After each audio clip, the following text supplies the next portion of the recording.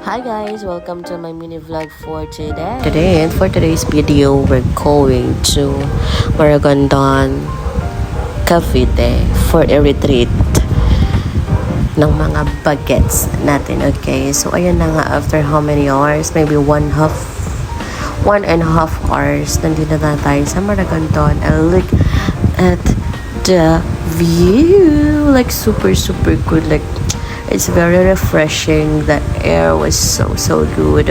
Sobrang hangin, and it's very definitely makakapag-relax ka dito. And here, nasa labas. At ito na nga, nandito ako sa labas kasi yung mga bagets natin ay nasa loob na ng kanilang designated room para sa kanilang retreat. And ito ang ating lunch for today kasi Tom Jones na talaga super. And yung mga bata is nakapila na sila. Like gutom na rin yan sila. Like super gutom na talaga sila dyan, guys. So I let them pila na kasi alam ko kung gaano kagutom ang mga yan. So pagkatapos ko kumain, nagsenti-senti na naman ako. Nagsenti ako si Kedley kasi ang mga bata ay kumakain pa. So nauna na ako sa room and to check everything. And then put my bag there.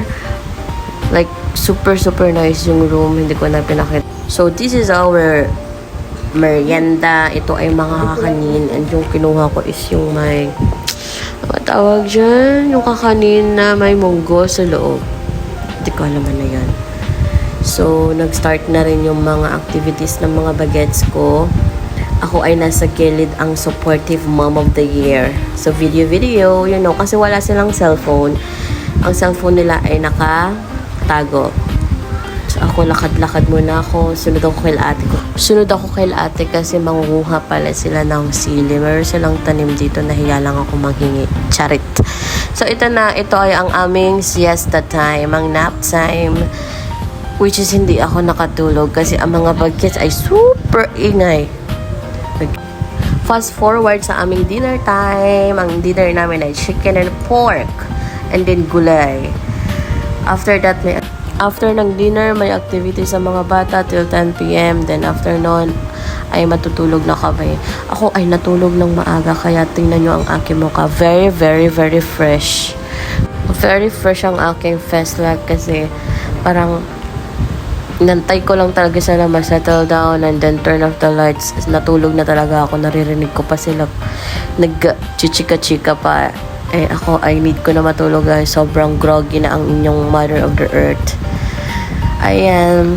Kami ay 2 days and 1 night lang naman dito sa Arable Farm, and it was very good experience for me as a first timer kasi ang mga bagets ay parang 2 times na sila dito kasi every year meron silang retreat, and that's good for them talaga. So, checking out for the other people with other bagets. Kasi, ang mga drivers namin ay nandyan na. So, kailangan nilang mag-pack up and put things there para at least masettled na kami in 1 hour. So, ayan, biyahe na ulit kami pabalik ng school, ng aming pupuntahan. That was a very fun experience for me and for all of my bagets talaga. Ayan, sente.